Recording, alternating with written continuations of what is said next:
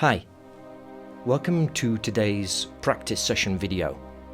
I'm going to be practicing the John Coltrane Pentatonic in different ways. I've written a list of practice focus points, this one here, that I'm going to be referring to throughout the video.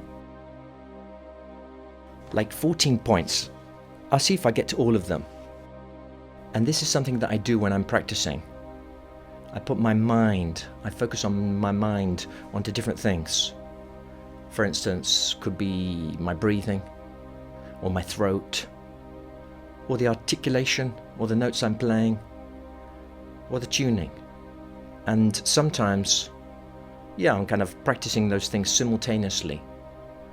I suppose that's the goal of it all.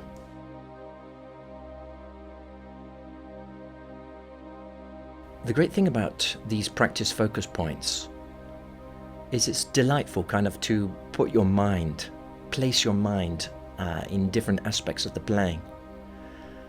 And it can really kind of invigorate your practice session, making it kind of deeper and feel more important. If you would like to jump around the different sections of this presentation, check out the timestamps in the video description. So firstly, I'm going to play the John Coltrane Pentatonic in C minor and focus on the tuning of each of the notes.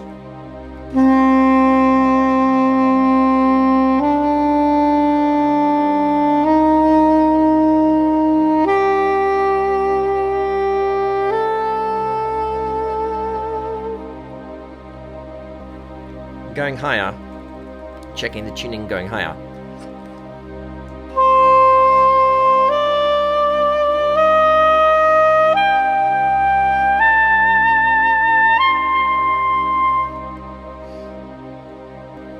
So apart from checking the tuning or feeling the tuning, I'm actually focusing on the notes, how they feel. So I played the tonic, then the second or the ninth, then the minor third, then the fifth, and the natural sixth.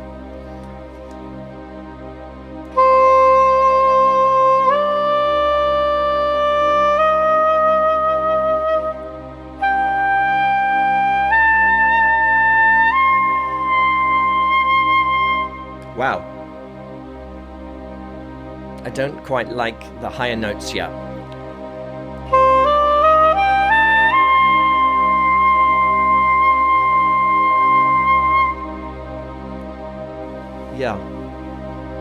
So I'm going to have to think about that. Why the high note? I'm not quite liking the high notes today. As I go through this practice session, could be that I'm not breathing enough, or I'm not pushing enough air through,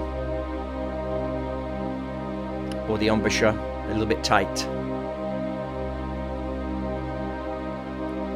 or my throat. Wow, I just want to check that out. So I've got like number 5 here on my list. Embouchure focus is my lower lip soft. So I'm going to play the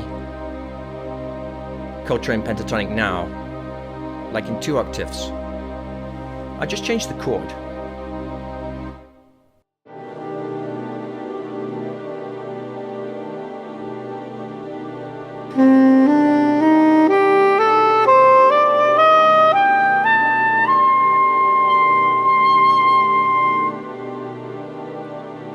I really like doing that, playing things in like 2 octaves, because then I can check if my embouchure is working in the higher and the lower register, not just in one register. But I'm going to try another thing here, which is what I call a double embouchure, or what is called the double embouchure. And apparently John Coltrane used this. So I put my top lip over my top teeth and play like that.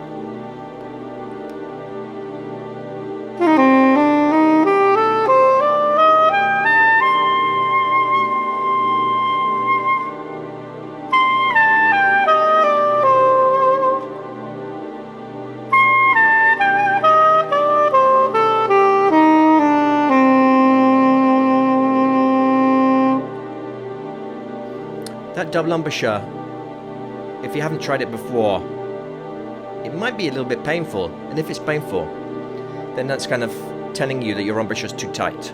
I go back to the regular embouchure.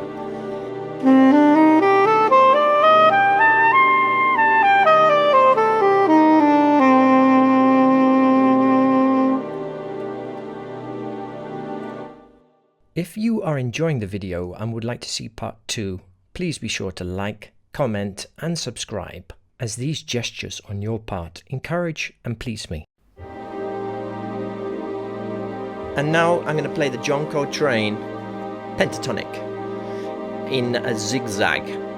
I'm going to skip a note of the pentatonic, still with a double embouchure.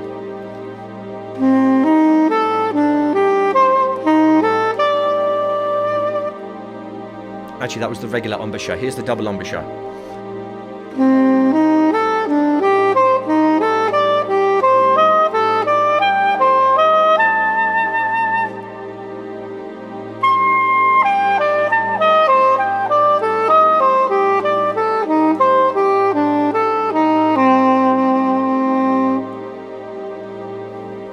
That hurts a little bit, but I often practice like that.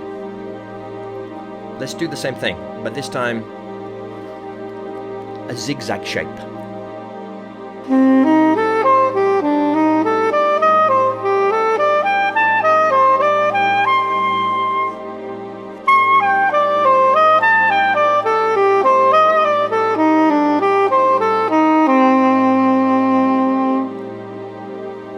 I'm noticing two things. My fingers, and yeah, I wasn't quite cool on the notes there, so I'm going to do that again. Over a different chord. Over the F7.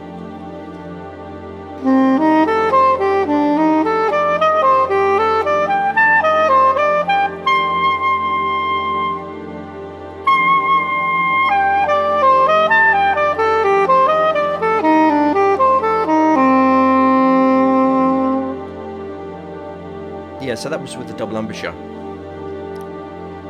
Now I'm going to focus on my fingers. Same thing.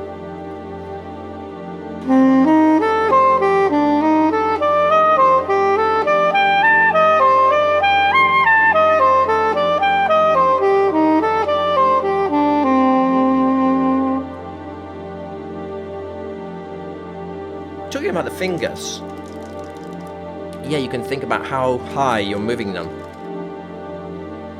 And also, you can like feel just the circle of the keys. How that feels.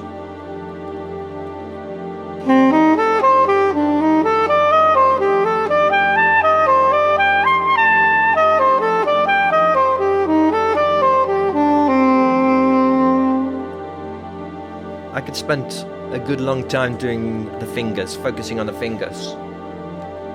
But something else is coming to my attention. That's the air stream. Yeah, I'm feeling that the high notes are unsupported with the air. And because of that, they feel unstable, a bit out of tune.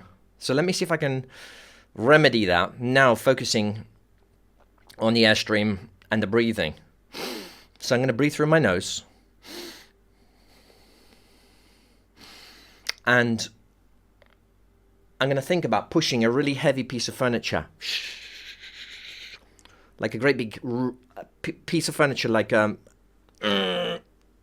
can't stop it. I don't want to stop it because the inertia. I've got the inertia and keep on pushing. And that's what I'm going to think with the airstream. As I go up. But it's like not a huge air. No, it's like a focused air. Let's try that.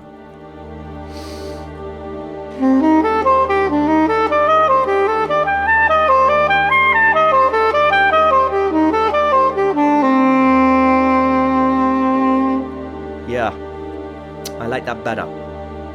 Because it now feels like I'm kind of skating on the notes. Whereas beforehand, if I don't have that air, it's like I'm not skating. I'm like in treacle or something like that. The notes, it's harder to do everything. I'm going to demonstrate that now. I'm going to play the same thing without a good airstream.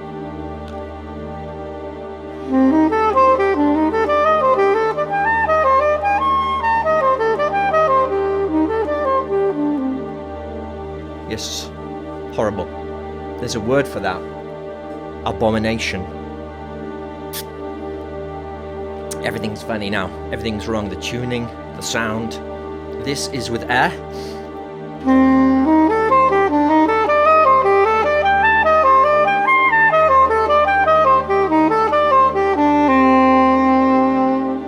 And without air.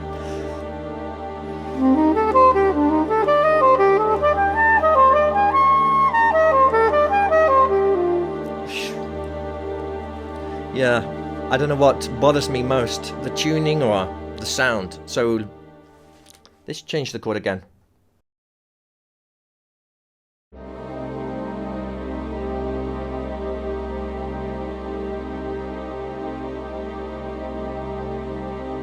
Let's try another pattern now.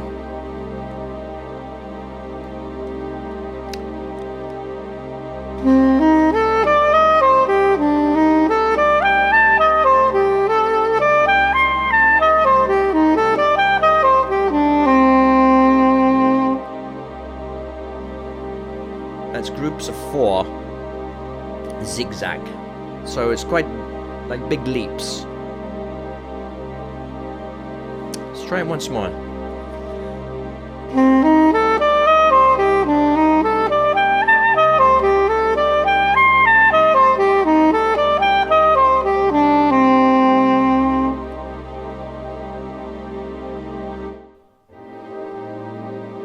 And again, same thing.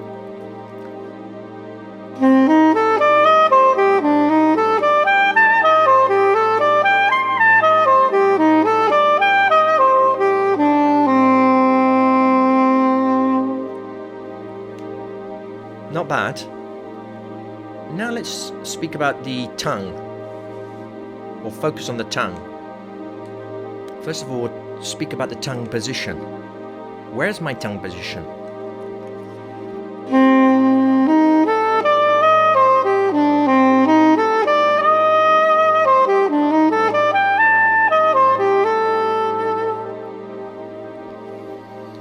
It seems to be okay. What I don't want a low tongue, because I want the tongue higher. Then the air will come into the saxophone.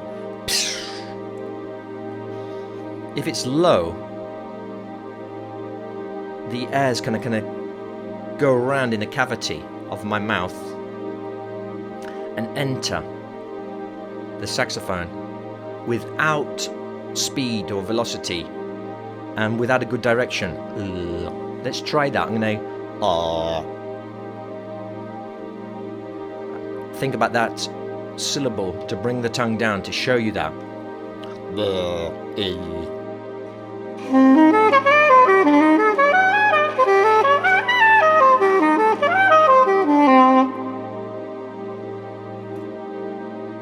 Another abomination. It's actually unbelievable. E. Let's try that now. E. Different chord. E. Just moving the tongue up.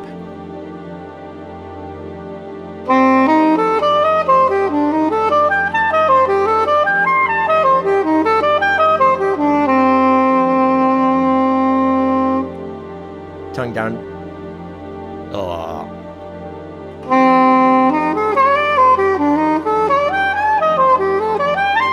I'm keeping everything the same as much as I can. I'm not changing anything else. Perhaps I'm changing something in the throat, but I'm focusing on changing the tongue. Actually, if I growl, that's kind of interesting. I'm going to growl.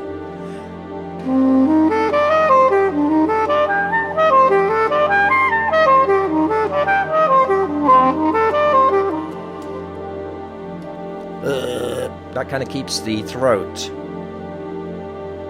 constantly in the same position, but it kind of hurts. Now I want to talk about something else. Facial expression. This is something I got from my old master teacher, clarinet teacher in Buenos Aires. His name is Mariano Rey. He's an incredible musician and teacher of the clarinet, and he spoke about the cara de clarinete, which is the clarinetist's face. So what does it mean?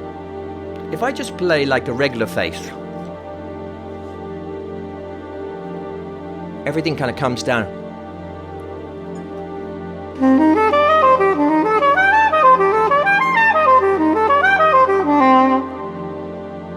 Yeah, it's kind of pretty bad.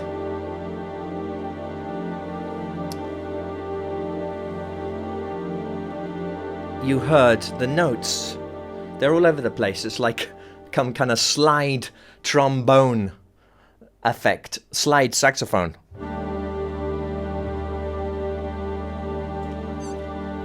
Let's try that once more. Oh, with the face down.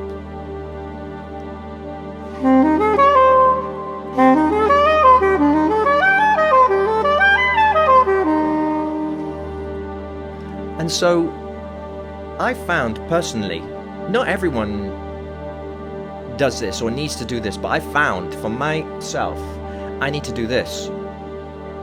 Smile a little bit. Just a little bit. Check this. Smiling.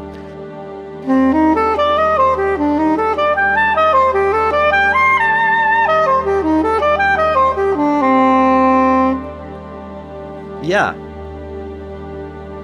So that kind of tautens the muscles here, and instead of the air going around, the air goes into the instrument, and it works. And I especially pretty much have to do that with the higher notes. If you would like to see part 2, please be sure to like, comment and subscribe, as this really encourages me. So let's try that once more.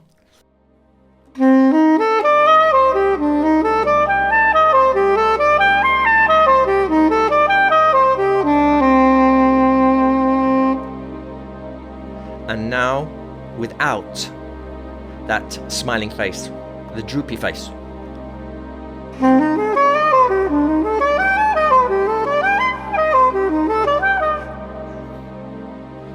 Terrible.